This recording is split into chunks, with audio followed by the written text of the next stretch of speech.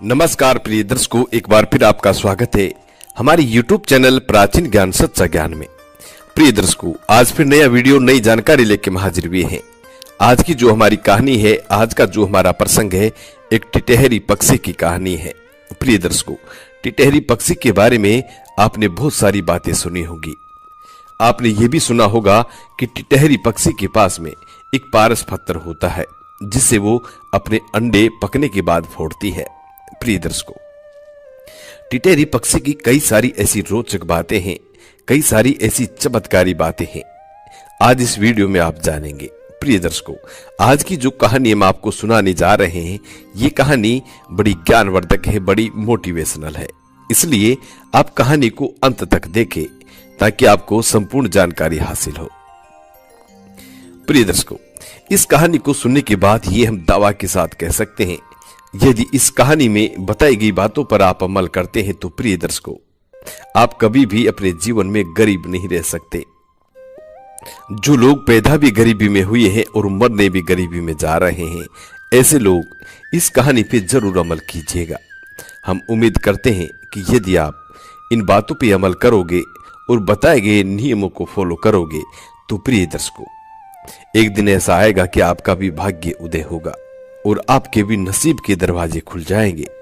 कहानी शुरू करने से पहले जो लोग हमसे नए जुड़े हैं वो हमारे चैनल को सब्सक्राइब करें, बेल आइकन ऑन करें, अच्छे अच्छे कमेंट किया करें ताकि हर आने वाली वीडियो का नोटिफिकेशन सबसे पहले आपको मिले और प्रिय दर्शकों, आप उसका फायदा उठा सके।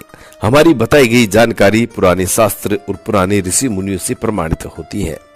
हमारी दी गई जानकारी बिल्कुल सही और सटीक होती है। इसलिए आप वीडियो को पूरा देखा करें, कहानी को पूरी सुना करें ताकि आपको उसका सार समझ में आए।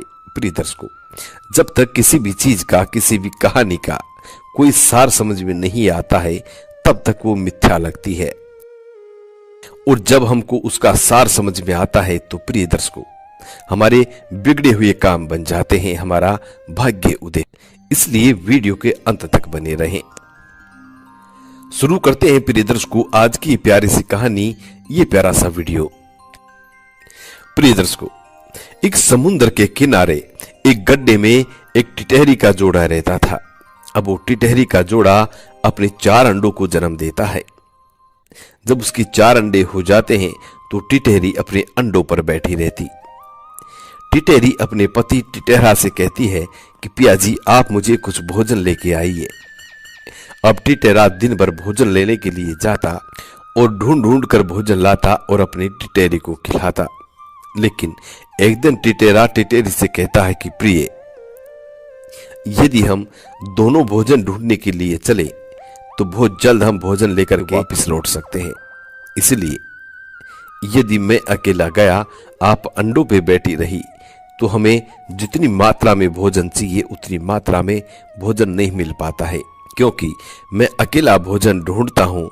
ढूंढने के बाद मैं खुद अपना पेट भी भरता हूँ और तुम्हें भी लाके खिलाता हूँ। आधा समय मेरा आने और जाने में व्यतीत हो जाता है। इसलिए यदि हम दोनों एक साथ चलें और एक साथ भोजन करने के बाद तुरंत वापस अंडों पे आके बैठ जाएं, तो प्रिय दर्शकों, टिटहरे की ये बात टिटहरी को पसंद आती है। टिटहरी कहती है कि ठीक है, यदि आपकी ऐसी इच्छा है कि मैं आपके साथ चलूं तो कोई बात नहीं है, मैं आपके साथ जरूर चलूंगी। लेकिन इसमें एक छोटी सी समस्या है। टिटहरा कहता है कि प्रिय, समस्या क्या है, पहले वो बताइए। तब टिटहरी कहती है कि पिया जी, यदि हम हमारे अंडों को सूना छोड़ करके चले जाएंगे तो कोई भी जीव जंतु, कोई भी पशु पक्षी हमारे अंडों को नष्ट कर सकता है। बस यही एक चिंता मुझे सताई जा रही है। तब टिटहरा टिटहरी से कहता है कि प्रिय, तुम चिंता ना करो, हमारे अंडे मिट्टी जैसे कलर के होते हैं, हमारे अंडे पत्थर जैसे दिखाई देते हैं, इसलिए हमारे अंडों को कभी कोई अहित नहीं कर सकता, कभी कोई नुकसान नहीं पहुंचा सकता। टिटहरा और कहता है कि तुम बिगड़ टेंशन के मेरे साथ भोजन ढूंढने के लिए चलो। अंडों के बारे में आप बिल्कुल ना सोचो, अंडों के साथ कुछ भी गलत नहीं हो सकता। प्रिय दर्शकों, टिटहरा उस दिन टिटहरी को अपने साथ भोजन ढूंढने के लिए ले जाता है। पानी में दोनों पति पत्नी भोजन ढूंढने लग जाते हैं। जब भोजन ढूंढकर दोनों अपना पेट भर लेते हैं, उसके बाद टिटेरा टिटेरी से कहता है कि प्रिय, अब हमें अंडों के पास चलना चाहिए। तब दोनों उड़ान भरते हैं और अंडों के पास आते हैं तो वो देखते हैं कि जहाँ पे उन्होंने अपना घोंसला बनाया था, जहाँ पे उन्होंने अपने अंडे दिए थे, तो प्रिय दर्शकों वो वहाँ अंडे नहीं थे। टिटेरा टिटेरी के अंडे उस जगह से गायब हो चुके थे। अब टिटेरा और टिटेरी दोनों बड़े परेशान हो जाते हैं। तब टिटेरी अपने पति टिटेरा से कहती है कि मैंने तुमसे कहा था कि मुझे मत ले चलो। यदि मैं आज यहाँ होती तो हमारे चारों बच्चों के अंडे बिल्कुल सुरक्षित होते और कुछ दिनों बाद में हमारे छोटे छोटे नन्हे प्यारे प्यारे बच्चे उत्पन्न होते। लेकिन तुम्हारी बातों में आकर के मैंने सब कुछ गवा दिया है, सब कुछ खो दिया है। ये कहकर टिटेरी झुरझुर रोने लगती है।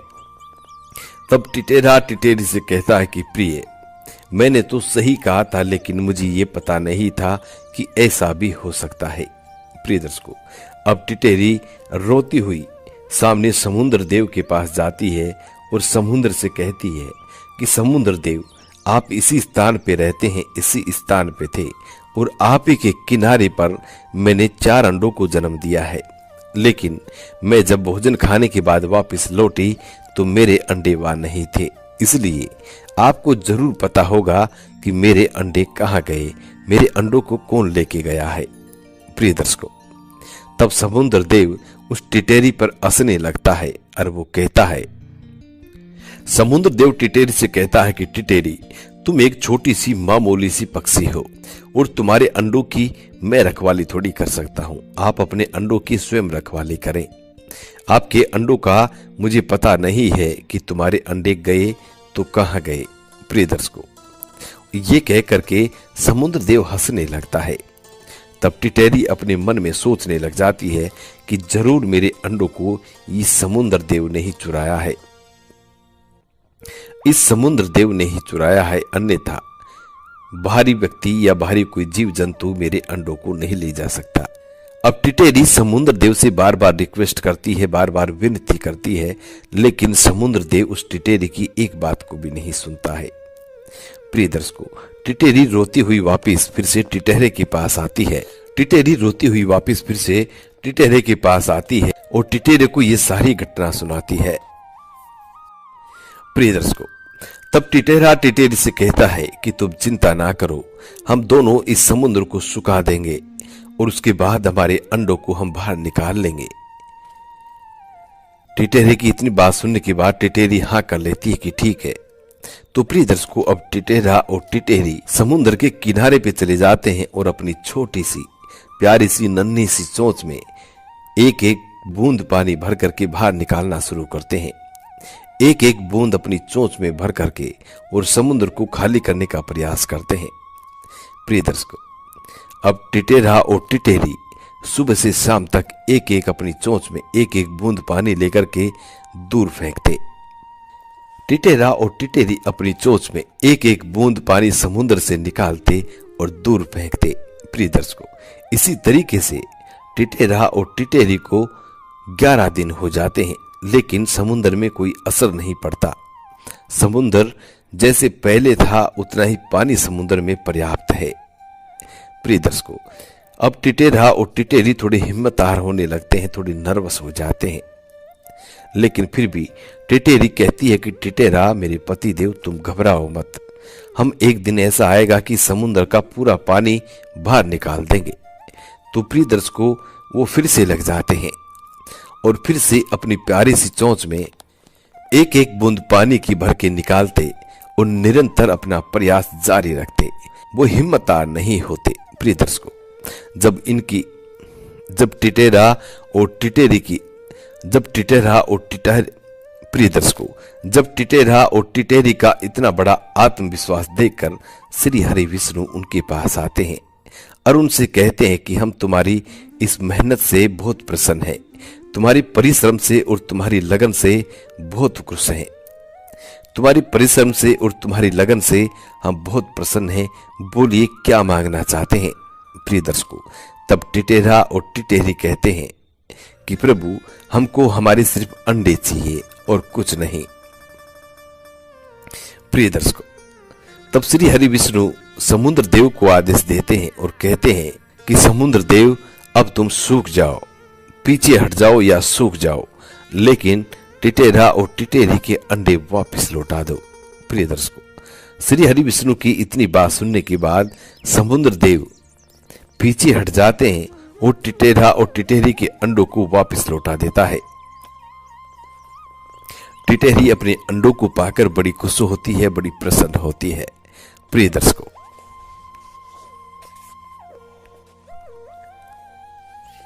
जब समुद्र से बाहर टिटेरी और टिटेरा के अंडे बाहर निकलते हैं, जब समुद्र से बाहर टिटेरी और टिटेरा के अंडों को निकाला जाता है तो प्रिय दर्शकों, उनका कलर समुद्र जैसा ही हो जाता है, यानी कि समुद्र के पत्थर जैसा उनका कलर हो जाता है और इतने हार्ड हो जाते हैं, इतने पक जाते हैं कि टिटेरा और टिटेरी की चोंच से वो फूटते नहीं हैं। प्रिय दर्शकों, टिटेरा और टिटेरी दोनों बारी बारी से पके हुए अंडों पर अपनी चोंच से वार करते हैं, लेकिन वो फूटते नहीं हैं। अब टिटेरा और टिटेरी बड़े परेशान हो जाते हैं, सोचने लगते हैं कि इन अंडों को कैसे फोड़ा जाए जिससे कि बच्चे बाहर निकल सके। टिटेरा और टिटेरी अपनी चोंच से बार बार अंडों पे आक्रमण करते, अंडों पे मारते, लेकिन अंडे फूटने का नाम नहीं ले रहे थे। प्रिय दर्शकों, तब टिटेरा और टिटेरी उड़ान भरते हैं और श्री हरि विष्णु के पास पहुंचते हैं।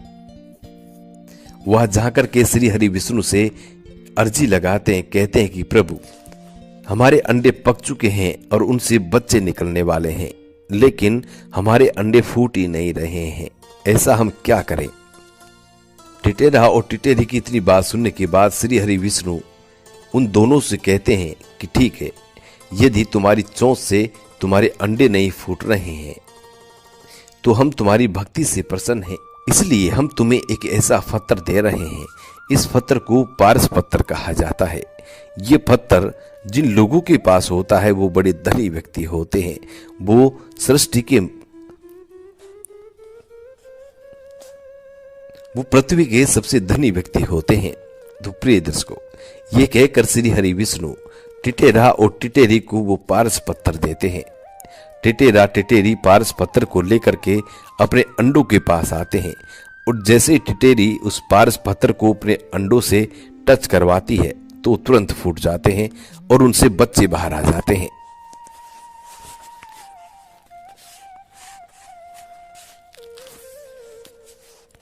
टिटेरी अपने छोटे छोटे नवजात बच्चों को पाकर बड़ी प्रसन्न होती है, बड़ी खुश होती है और श्री हरि विष्णु का दिल से शुक्रिया अदा करती है, कहती है कि प्रभु तुम्हारा लख लख शुक्र है।